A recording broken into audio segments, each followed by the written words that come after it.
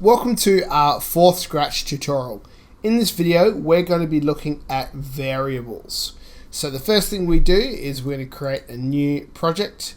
We're going to name it tutorial 4 and variables. So just at the top, tutorial 4 dash variables. Okay, now what a variable is it's something that we can change depending on a situation. So for example, we've got the cat in the middle here, and cats normally have 9 lives. So we're going to go and make a variable for lives for the cat.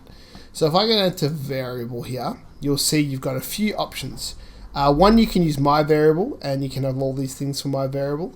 You can click my variable if you want to use it. If you don't want to use it, unclick it. But what we're going to do today is make a new variable. I'm going to call it cat lives, and then we'll go OK. Now you'll see it appears at the top here. You can double click it to change how it looks. You can have the slider where you can go up to 100 or 0, but we're just going to leave it just on this one here, cat lives. And we're going to say that when the program starts, we're going to set cat lives to 9. So we're going to need one of the flags in there. When flag clicked, cat lives equals 9. Okay, so at the moment we've set a variable to 9 for the cat. There's no way to change that, it's just constantly set to 0. So we need to make some way for that to change. Now, we probably need to put our controls in here to move the cat around so we can have a little bit of a game or something going on. So I'm going to do that quite quickly here. Feel free to pause and just copy the code or just work along with me, but I'm going to do it fairly quick. So it's one of these. One of these, I duplicate that like that and that like that. Then I also need a forever, and I can actually put that just there. Then I need some motion, so I get change X, change Y. I will make this right. Let's go left, right, up, and down, and then I'm going to go there, and then down, I'm going to go there, and play. There we go, now we've got our cat moving around. Cool, so now the cat's moving, we're going to do something, we have number 4, and we're going to make a new sprite. So I'm going to hit choose a new sprite, and then I'm going to go, what's a nice one, maybe I'm just going to do the apple. Now you see when the apple comes in, all your code disappears, and that's because all your code is currently set on the sprite itself. If you click the apple, there's no code there. What we'll do with the apple is we're going to have the apple, we'll have the apple maybe following the cat, or even just moving around randomly. So if we go here to events, we go when sprite or when flag is clicked, sorry, and we'll say forever.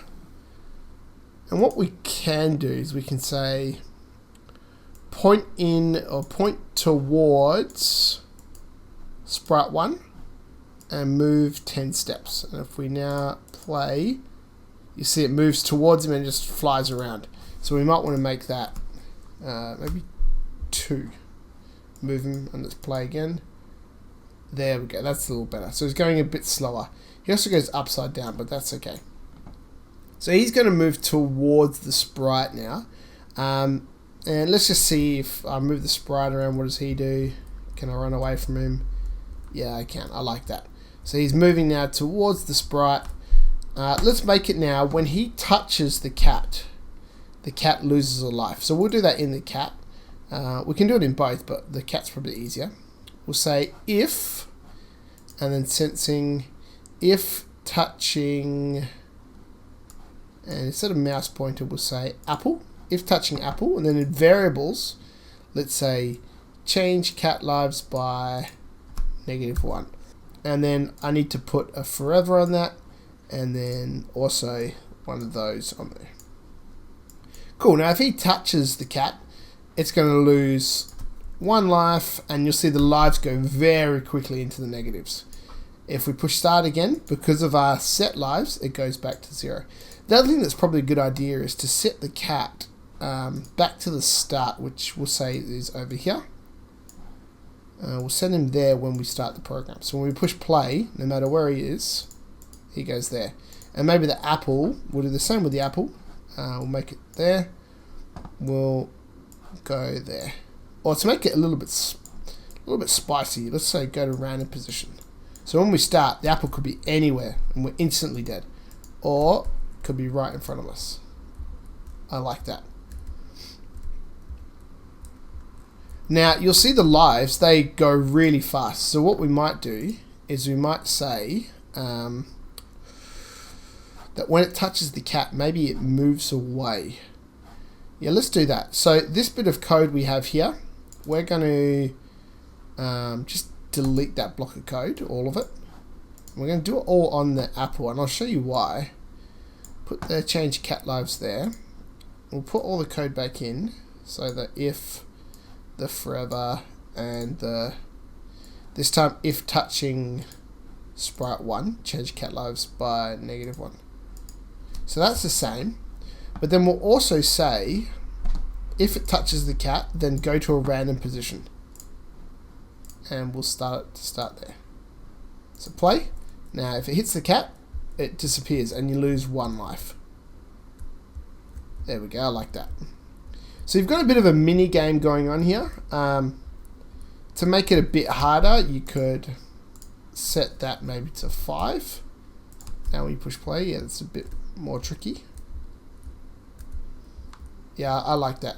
Now nothing really happens when you get all the way down to 0 lives. You just go negative, which is a little bit pointless. But we'll look at how to fix that in our next video when we look at operators. So make sure this one's saved as tutorial for variables and save now. In our next video, we'll build upon this concept here. So I hope you learned something. I'll see you on the next one.